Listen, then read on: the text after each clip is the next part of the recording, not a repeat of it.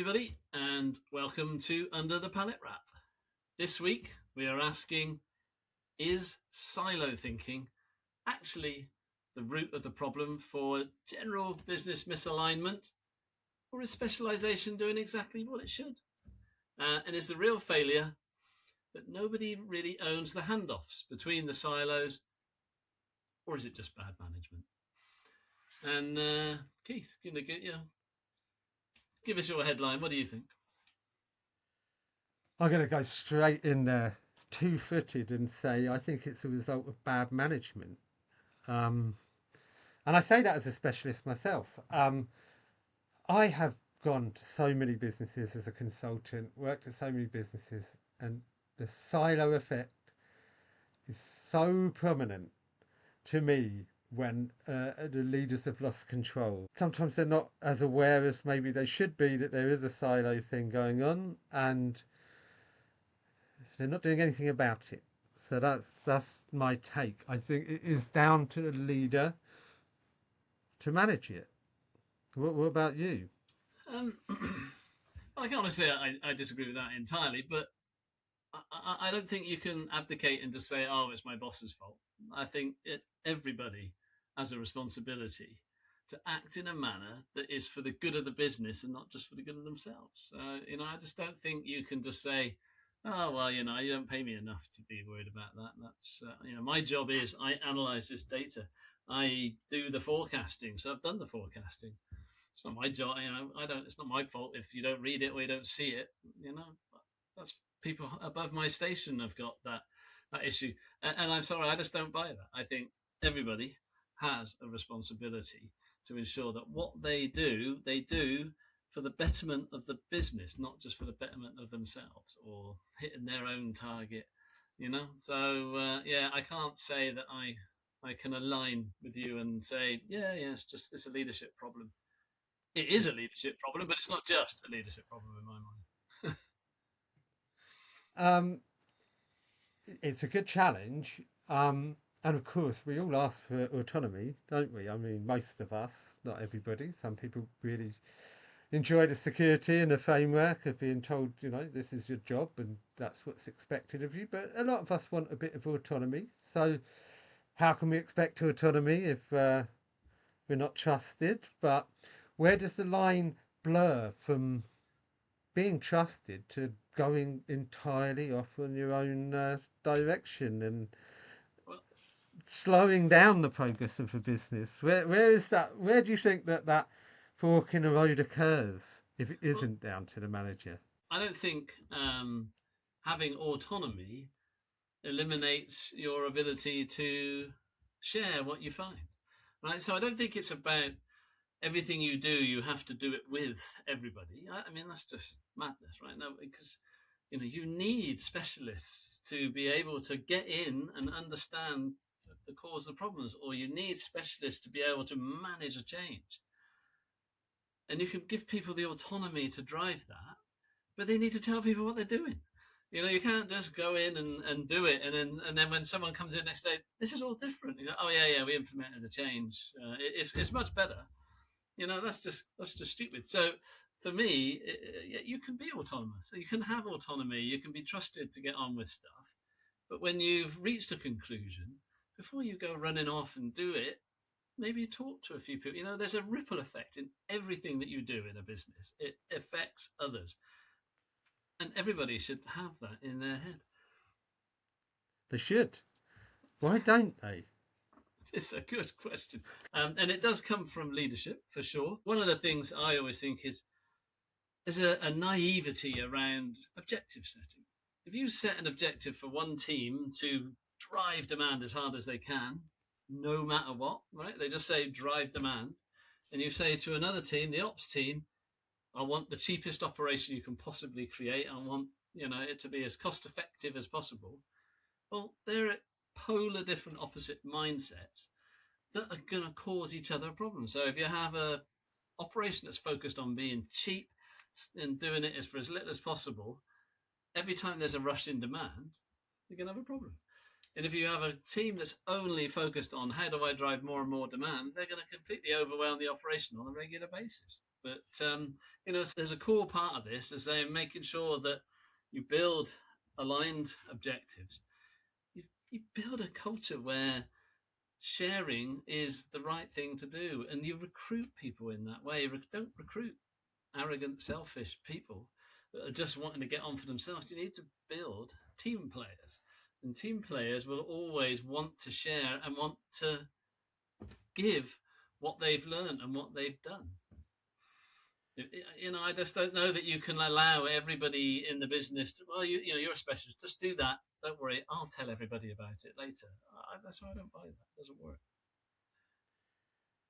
Yes, well, leader as messenger. Um, I I heard your point about don't employ arrogant people.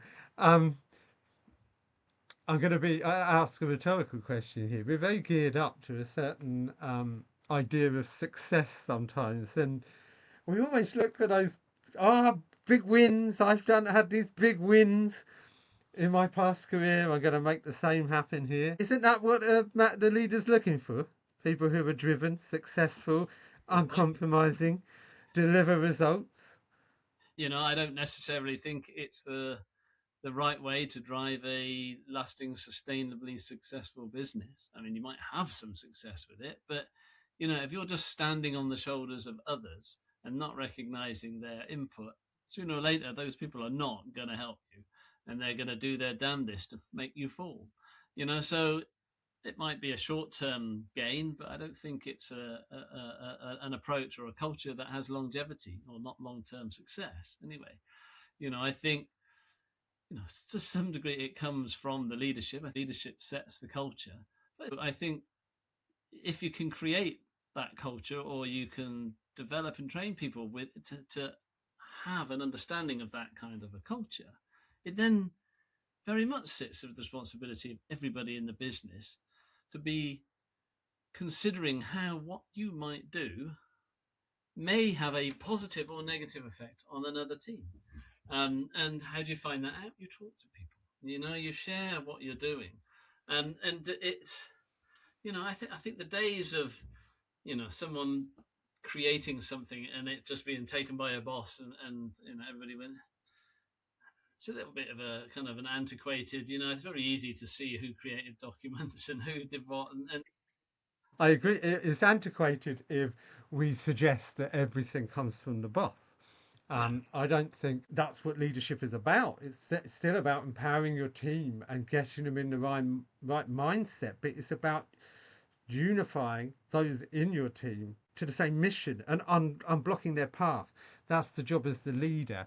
And I think a good leader is well aware of their stakeholders' needs. You're not always going to agree, but you're also aligned with the mission of the business. I think the most successful businesses I've experienced have had a shared vision, and the strongest leaders are just very good at showing their teams that vision and allowing them to achieve it. But based on your points around building a culture, I've been very lucky at Net-a-Porter to work somewhere where there was an amazing culture. Not siloed at all. There were probably small silos here, there, and everywhere, especially as it grew. You can't maintain the equilibrium forever. It's a living entity, isn't it? But we had company vision, what we call bless, our values. Bless. We were all aligned to that. We all knew what that meant. Be the best, lead, not follow. And we all aspired to it. Obviously, with lots of mergers and lots of acquisitions, it sort of became diluted, and it became a thing of the past. But certainly, there was an era where we were all very much aligned with that culture. But there were very, very strong leaders who made those values very clear to us, and an investment in training. And that's what I wanted to come back to. Your vision of the autonomous, successful organization, you mentioned training, alignment, culture. Do you think then that there should be a big investment in HR, learning and development, and the rest of it that comes with that? What do you think the right balance is there? I would definitely say all businesses, I don't care how big or small you are, should invest in people. Um, HR as a function, I don't know. I have mixed feelings about how that has developed and grown over the years. In many companies, it's simply the policy police, and they create more problems than they solve. But that's a different topic. So yes, I do think that all businesses should invest in people, and it's not just investing in people's training and development. It's also investing time into listening to them, because you know what? Just because you're the founder or just because you're the CEO doesn't mean you know it all. There are people in your business, probably in relatively small, junior, lower paid roles, that have a lot of value to share if you'd only listen to them. And this is where you come back to culture and values again. And something you said just kind of resonated with me. And I think it's a very common thing that a CEO and a leadership team that creates a culture and a set of values, to me, that's completely wrong. Values should be created by everybody.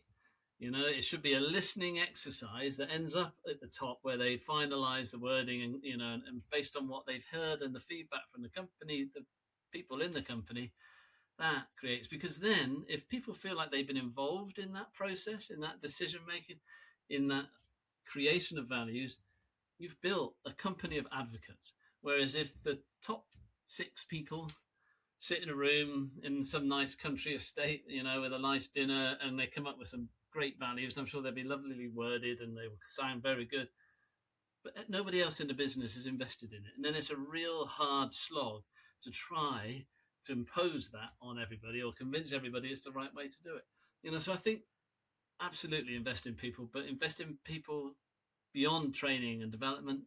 Invest in listening and giving them time and recognizing the value that they can add. There you go. I think I agree with that approach. Sometimes at the very beginning, the business is only the 6 top people. How long have they got to come up with these values when they're a bigger business?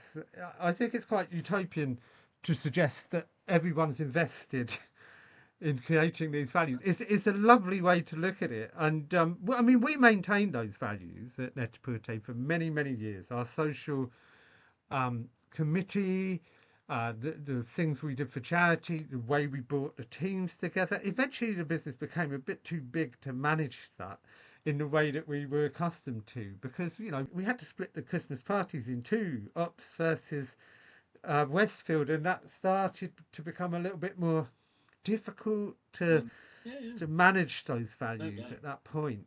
It was a good time for me being in the Blessed Committee, because we had all these great ideas that we put to the team, and we decided that we'd do something nice for the team once a month in the operation. Like, we'd have an ice cream van, we'd have like something for Valentine's, we'd have something for Easter eggs as an example. We want lovely Easter eggs. And then we decided we'd have pumpkin carving at Halloween. And then we sent a survey out in December because we wanted people's feedback. Fill in the anonymous survey, send it back to see how successful our social committee was. Some of the answers were hilarious. I mean, someone actually wrote on their forum, less pumpkins. I just remember thinking, you can't please them all, can you? No, well, you definitely can't. And I think I get your point about it's a very utopian perspective to say you need to, and I don't mean ask everybody, but I think you need to take people from across the business and all levels of the business and bring them together. Because then they become advocates and they can talk amongst their team, say, "Oh, I'm going to this meeting, tell me what you think," and I'll, I just think that for really to make a culture, a vision, and a set of values to work, it has to come from the business. And you're right that the initial ones may well be those top 6, because you know what, when they did them, they were the only people in the business and it were their values, and that makes a lot of sense. But as they then become 50 people, you should review them, get people's opinions. I think surveys are fabulous things to do to get but the important thing is, the important thing about those staff surveys is don't do one if you're not prepared to listen and do something about it, because otherwise Agreed. all you That's where the do is leader comes create in. even more frustration, right? Yeah. Because you ask us, now you don't even listen, so it's better when you didn't ask. This is where we go back to the responsibility of a leader and making sure they're steering their team to be involved and to participate in that sort of thing. I've conducted numerous staff surveys. I've also been responsible for submitting them. I've fought for my team when I've had to fill them in from a more detached perspective. I've just looked at them and thought, what's the point? This is a tick box exercise. So it definitely comes down to leadership. It's hard to draw the line as to where that begins and ends sometimes, but I think the best way to put this is I once worked with a managerless company. I thought it was a brilliant idea because I've never been particularly hierarchical.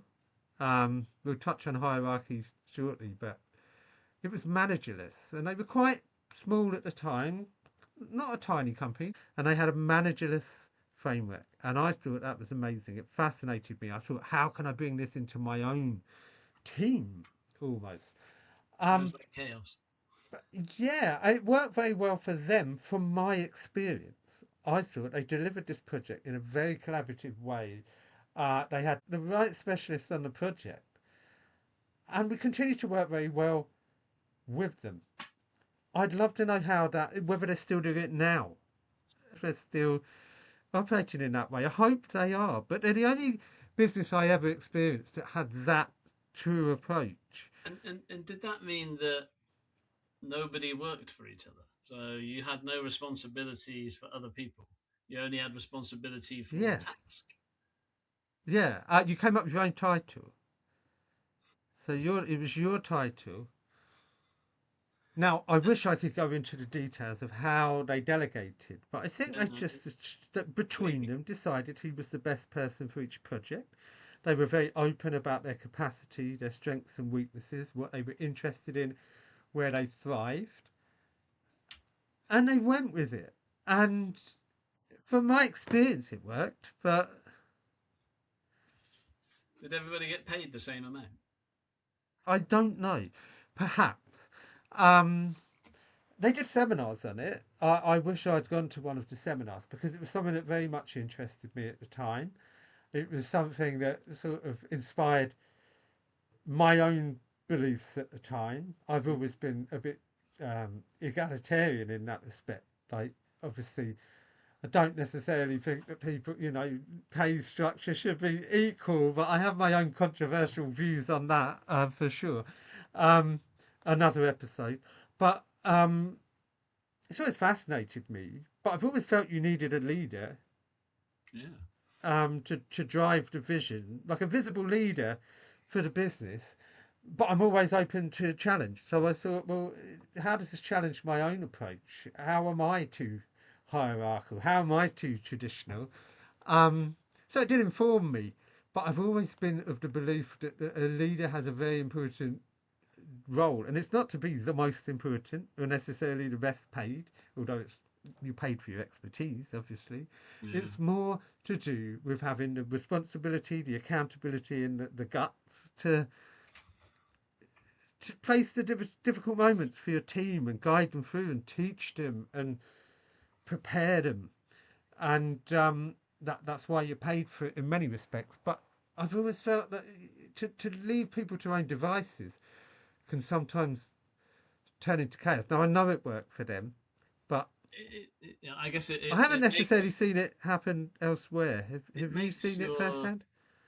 it makes your recruitment really, really critically important. Right? You have to recruit the right type of person, because there are Yeah. certain people that you can just give responsibility to, and it will just get done, and they'll do it in the right way. But I mean, it's a very specific recruitment, challenge to make sure that the people you bring in can truly live Do you that. need therefore the strongest recruitment team in the business to operate that way, or is it They luck? certainly need Or to understand what you're doing very well and know how to, I think you need to understand what is it in people that makes that work, right? Because it's easy for me to scoff and go, come on. But there are examples of it where it's working, right? Not many, but there are. And it will be so important to understand what are the personality traits that you need to find in people for that to be successful, because your recruitment, it's got to be pretty challenging. You've got to, it's not only finding people with the right skills, technical skills, but their behaviors are truly. Well, what would you say they are? Accountability surely got to be there. A sense of And I responsibility. think a sense of community, kind of great collaborator. There's no selfishness. There's no ego. It's a very non-ego centric structure, right? If Very you know much. if We've all got an you're ego, though, not don't we? taking, if you're not going to have a team of people that you're responsible for, it takes a very specific type of person, which is definitely not an ego-driven person, selfless, an engager, a collaborator. So yeah, I mean, I've not experienced it myself. It would be an interesting thing to have a go at. But you can see all sorts of challenges, right? But yeah, When does you certainly someone wouldn't have step any in? silo thinking, right? Because you'd have no silos, because Well, everybody's a well, silo, right? well, does it in effect turn into silo thinking because everyone is actually not accountable for anyone else and therefore might veer into a personal preference?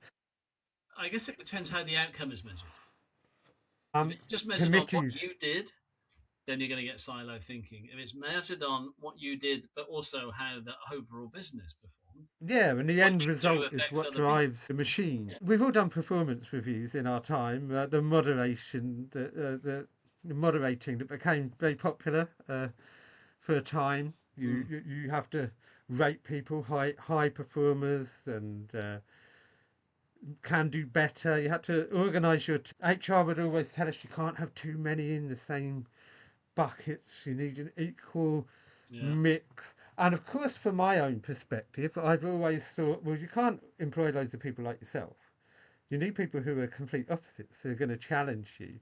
And we've all got our own egos and our own ways. So I've always thought we need people to knock us off our perch and challenge our ideas and teach us, because I'm a firm believer. I don't know a fraction of what there is still left to learn. So I need to learn from experts. I need people to challenge me. I need to be able to challenge them. And I think when we're talking about having very specific people, that I think can create a bit of a agreement culture, perhaps. Obviously not if it's done right, but I Yeah. think that's where we're veering off into the role as leader. What's the role as leader? Do we not need people who are skilled at leading Well, those that don't fit? Workhorses. They turn up every day, but they go home and do a good job. Not everyone's the same, but they still add a lot of value. right. So what I'm hearing from what we've just talked about for the last, I don't know, 10, 15 minutes, is that actually, I don't think it's the structure that matters. I think we've made an argument that actually a managerless hierarchy could work. It depends on the culture of the individuals, the culture of the company. And I think that's also true in a manager hierarchical culture. Mm. So I don't think siloed thinking is about hierarchy. I really don't. I think it's about leadership mentality for sure. It's about what they portray, because that no doubt has an impact on the overall business. It has to do with how you instill a culture, the values for sure. Whether it's managerless or a standard hierarchy. But I also think there's a lot in there about processes, controls, checkpoints that ensure that certain things have happened. I mean, I'm sure you must have a good example of some siloed thinking that has caused a real problem in a company. And if you kind of take a look into it, what was behind it, where do you land on what caused that problem? It's my bread and butter. It's what I do for a living. And you too. I mean, it's where the benefits of fractional management comes in, because a business has grown quickly. maybe in the early days, the marketing person has taken on shipping. They don't know what they don't know, but they're under pressure to deliver, and they just get their head down. They do their job, but they don't see the edge cases. They're missing the obvious because they're too within the trees. They don't And I see the think, ripples from what they do. yeah, I think that I notice silo thinking as some of the biggest obstacles growing business faces. Um, when maybe the founder or the CEO has lost track of their own role or their own expertise or where the expertise of everyone else sits, and they just get on with it because the driver is growth and just getting over the line. Uh, yeah, things like missing processes, communication structure, cadence, all that sort of stuff tends to come from siloed thinking, individuals trying to get by in their own way. Um, and yeah, I sometimes you notice the band-aids. Like, do you meet as a team? Yeah, we have a 10-minute stand-up every morning. Okay, so you join the stand-up and you think, what are you really talking about in the scheme of things? But to everybody, yeah, we catch up, but they don't really, not about the things that are really getting in the way of the business. So it's never really done on purpose. It's always generally happens when a business is growing with a smallish team. Everyone's building their own individual case, because I've heard contradictions from people before who say, look, I want my team to be autonomous and to get on with it, but then they say just do what you think is best. But they're talking to individuals about different priorities, so they're doing what they think is best about that particular priority, and they're not joined up. And that's the leadership thing. It comes back to my original point. You can't tell a leader to go and make something happen, but tell another leader that their priority is something completely different, Yeah, absolutely. and then complain that you're siloed. Well, you can complain, but you need someone like me or you to tell them the truth. I want to give you an example. Um, as you know, I've done a lot of project work development in my time, and I was leading a distribution center development years back. Really big one. So it's a greenfield site. We were putting a whole load of automation in it. We'd spent a year going through all of the data, understanding how the business was working, and therefore designing a solution that fitted the business. And this is a very established business. It wasn't a fast grower. It's a big established business. Alongside that project was another project that was looking at ordering systems and how orders were created. So this was a big retail business, so supplying stores, and they were so alongside my DC development, we had an ordering system where it was looking at basically stores were ordering once a day and they get that delivery the next day. And all the data we were working on was based on that. Well, while we were busy over here, and all talking, amongst in the business about what we were doing, this other project thought up this fantastic idea. They're saying, rather than just doing one order a day, why don't we, in the evening, do what we think is 70% of the demand that we want for the following day? And I call that the fill up. So get the main stuff in, but then, and that was done sort of in the afternoon. So it was managed at the evening and delivered first thing in the morning. But then at the end of the day, so first thing in the morning, they also were able to do what they call a top up order. So based on what actually happened by the end of the day, they could, order a bit more, and so there'd be a smaller order.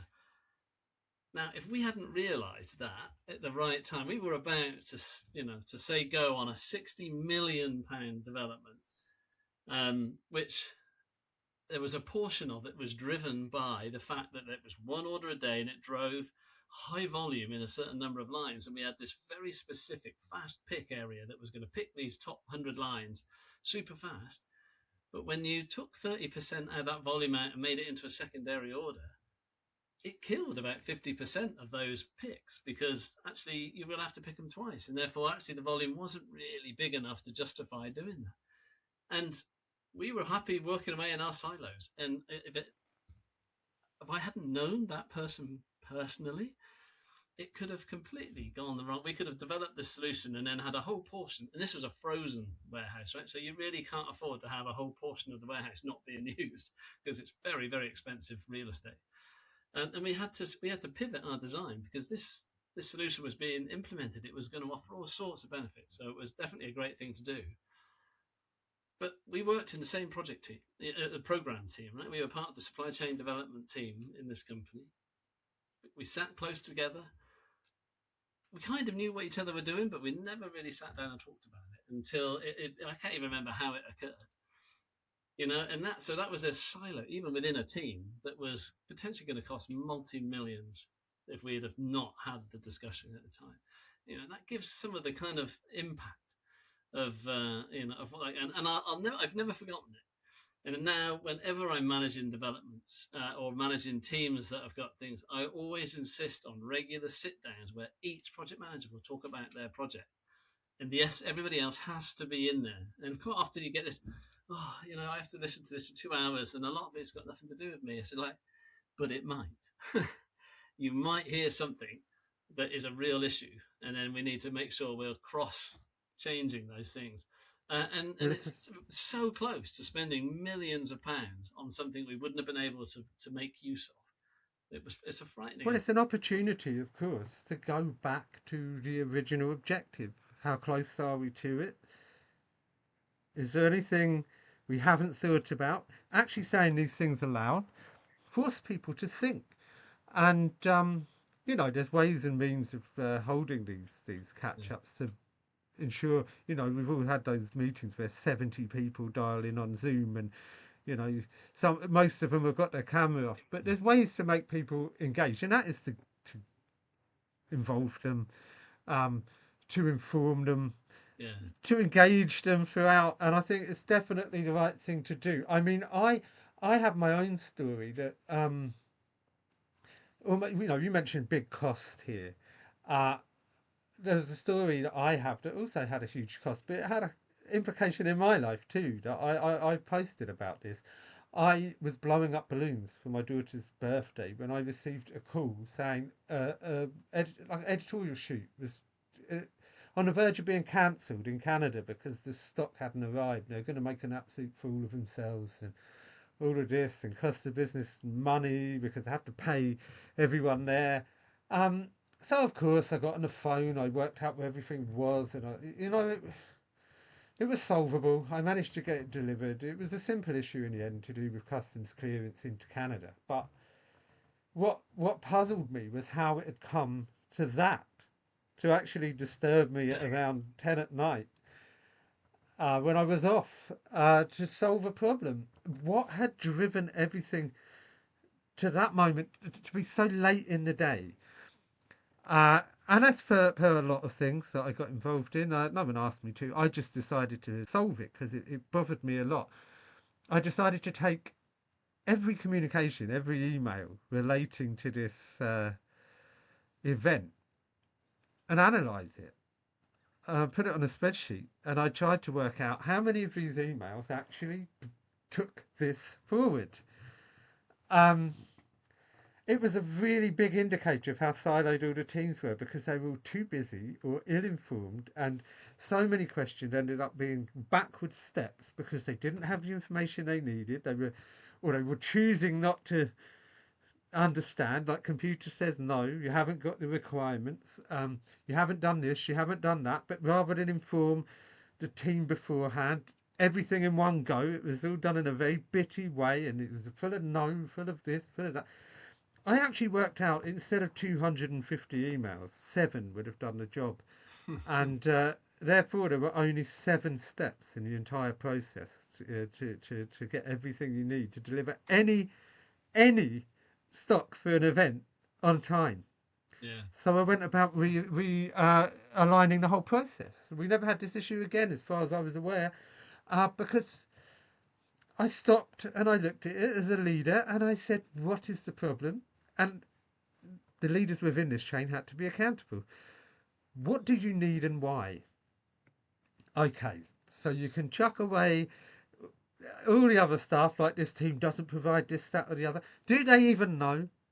Do they know what they're supposed to provide you with? Have you ever made it clear? No. I compared it to a chef's table.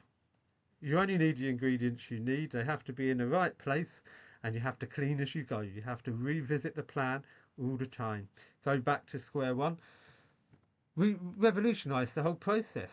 We talk about cost, but what a cost in people's time and effort and energy, and nearly in a cancelled event.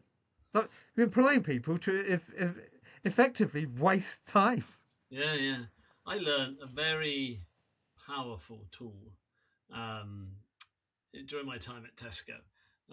We used to live by this management process called RACI. I'm sure you know it, Of which is course.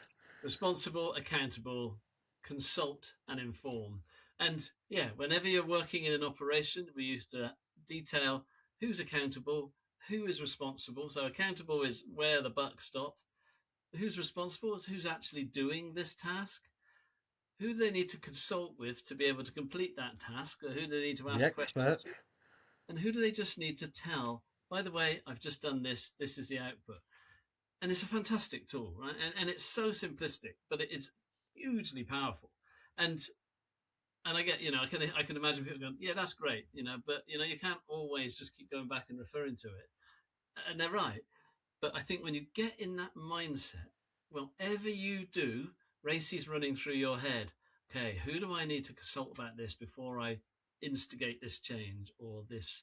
Well, Maybe it's a promotion. Who do I need to consult with before I do this price crash? Maybe I should consult the warehouse because if they don't know and I drive a 20% increase in volume and they're all going to fail to deliver, exactly. my thing's going to fail, right? But I also need to inform the shops that this is going to be happening, so they put it on the right. That and once you get it, Form so there's one customer thing about service that writing you're all these making a down, right? change. You can write Yeah. all these down, and it's very organized and great, but it's a mindset. And if whatever you're doing, It's a discipline. you're kind of thinking, okay, who do I need to consult with this? Who do I need to inform? It can eliminate silos immediately. I mean, that is the anti-silo way of thinking. It was such a simplistic thing, and that was when I was in my early 30s, and I'm now in my mid 50s. My wife will tell you it's my late 50s, and I still use it every day. And it's like one of those things that I've just carried with me, and it Yeah. I mean, brings me. it's in part of every SOP I develop. It's I. We talked earlier. You asked me what is often the biggest issue in companies I experience. This level of discipline. And when I've mentioned discipline before, they're like, "What you mean? We should tell people off?" No. I mean rigor, discipline, and methodology include in any project a project charter with the RACI diagram in it. All of your stakeholders, even down to what do you need from each of them because the initial meetings will include every stakeholder and they all know what's in for them. Now things can change a bit, but if they're informed on the RACI diagram, they know this because they've received the information. They know what's happening. They can challenge it. But it's part of every project charter I ever develop, and it's part of every SOP I ever produce for any of my clients because simple tools are the best. I'm a firm believer of that discipline. Do the simple things. 5 S's is another, isn't it? It's just the discipline every day.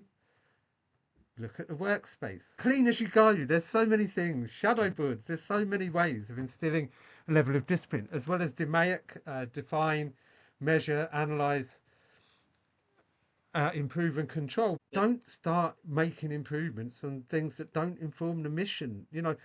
It's very easy to yeah. disappear into different tangents on a project, isn't it? Trying to achieve the same goal. One of the questions we would land on here, have you changed your way of thinking at all as part of this discussion? I think I have. I mean, it's very much yes, a leader's job to implement the tools, but if you do have the right tools and the right mindset, you should, as a good leader, a good operative, be able to be autonomous and work within that culture. without being micromanaged. But I don't think my point was micromanagement in No, the first no. place. It's just down to the leader to build that organisation. Yeah, and I still firmly believe that responsibility sits with everybody. But I also do recognise, and I think you put this very well, that leaders have a responsibility to instill that culture.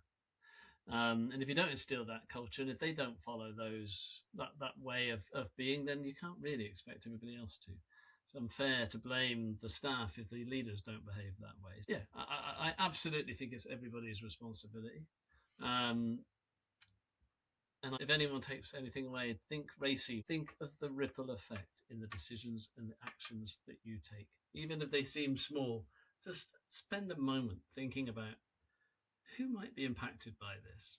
And I think you'll find what you're trying to do will work better. It will land better. The business will perform better. Your stakeholder may have opposition to what you're trying to do, but in speaking to them, you overcome these barriers and you learn so much about their issues, their problems, and the obstacles they face, and you work together to achieve the mission together. It might sound a bit utopian, but I don't agree. I think it's a small level utopia that we can all achieve. And as I say, we both go back to it. Some of the biggest chaos begins with a lack of focus on this sort of stuff. Yeah. And trying to do 500 projects at once, no priority, no communication, and a element of surprise when it keeps happening time and time and time again. Yeah. I was looking up a few kind of statistics around this sort of stuff earlier today, and I found a couple that I thought were quite interesting. So I thought I would share some interesting stats.